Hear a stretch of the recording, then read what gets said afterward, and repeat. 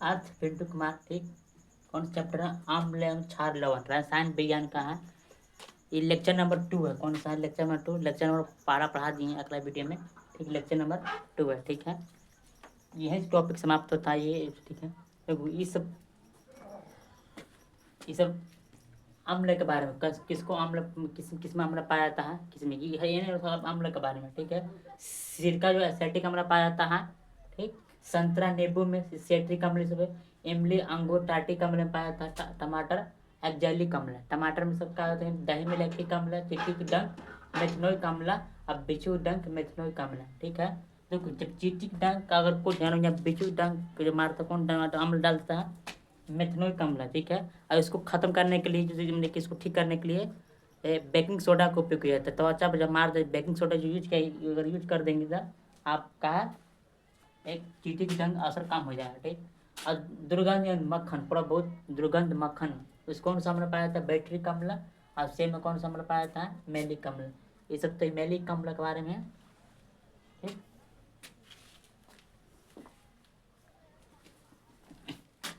अब आता है लवण। लवण किसको बोलेंगे? अगर आम्ल क्षार अगर मिला क्या बोलेंगे? लवण। आम्ल क्षार पढ़ा दिए हैं। आम्ल क्षार अगर मिलने पर क्या बनते हैं? लवण बनते हैं। ठीक,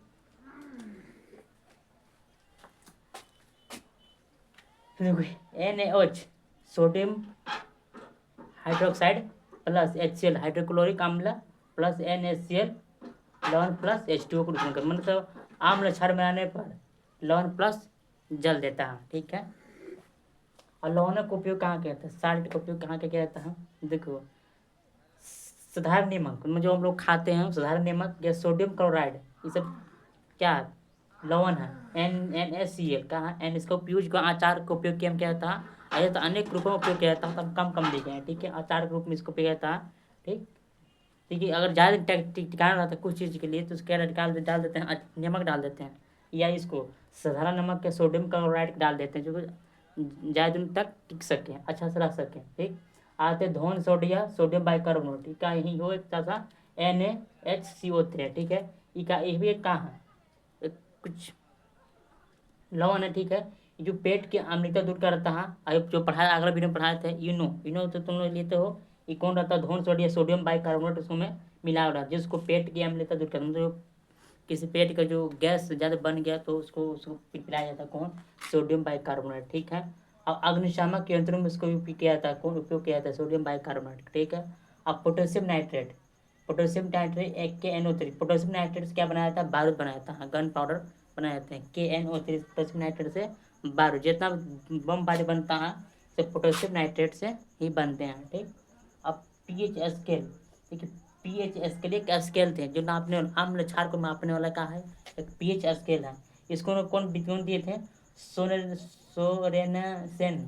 सोरेनसेन दिए थे, जो 1909 में दिए थे। ये pH स्केल दिए थे। इन्होंने क्षार अम्ल लवण के बारे में पता लगाने के दिए थे pH स्केल, कौन सा कितना अम्ल है, कितना क्षार है, कितना, ये सब बारे में पता लगाने दिए थे pH स्केल। और सादगी स्केल के मान भी था, 14 से लेके 0 तक था। ठीक है, देखो और 7 से अगर नीचे आता है, 7 से अगर नीचे आता तो अम्ल कहलाएगा, 7 से अगर नीचे कम आता है तो अम्ल, और 7 से ऊपर अगर जाता है तो क्षार कहलाएगा। क्या कहलाएगा? क्षार कहलाएगा। ठीक है, और 7 के बराबर बीच आएगा उदासीन, पानी क्या में आ जाएगा? 7 में उदासीन, 7 के बराबर कहा जाएगा उदासीन। पानी का pH मान बोलेगा तो कितना आ जाएगा? 7 आ जाएगा, पूरा उदासीन रहेगा। 7 के pH मान 7। अब देखो हमारा जो pH मान जो शरीर में कितना कार्य करता है?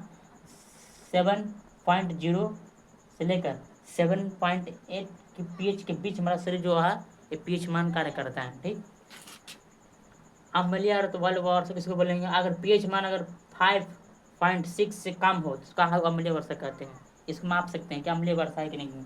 5.6 से अगर कम हो, और दंत 6 दांत का सड़न अगर pH का मान ज्ञात करते हैं तो अगर 5.5 अगर कम है तो उसको दंत 6 का pH मान पता लगा सकते हैं। ठीक, रक्त का pH मान 7.4 है। ठीक, मूत्र का pH मान 6 है, शराब का pH मान 2.5 है। क्या है? ठीक है, अब देखो एक प्लस एक और आ रही है, भस्म प्लस अम्ल। भस्म प्लस अम्ल प्लस का बनता है लवण प्लस जल। अगर भस्म देखा है भभूति, अगर हमारा शरीर में कभी कभी लगा भभूति हमारे शरीर में लगाते हैं, देखो हमारे शरीर तो आम्ल कैसे है, खाटा लगता थोड़ा सा लगता है। आभास में क्या अच्छा ना, जब आभास हमारे शरीर में लगाते हैं तो उसको में क्या हो जाता है कि एक ठंडक महसूस है, जल रेडिएशन करके जल देता है, अपना ठंडक महसूस करता है। समझा? आगे कर में कुछ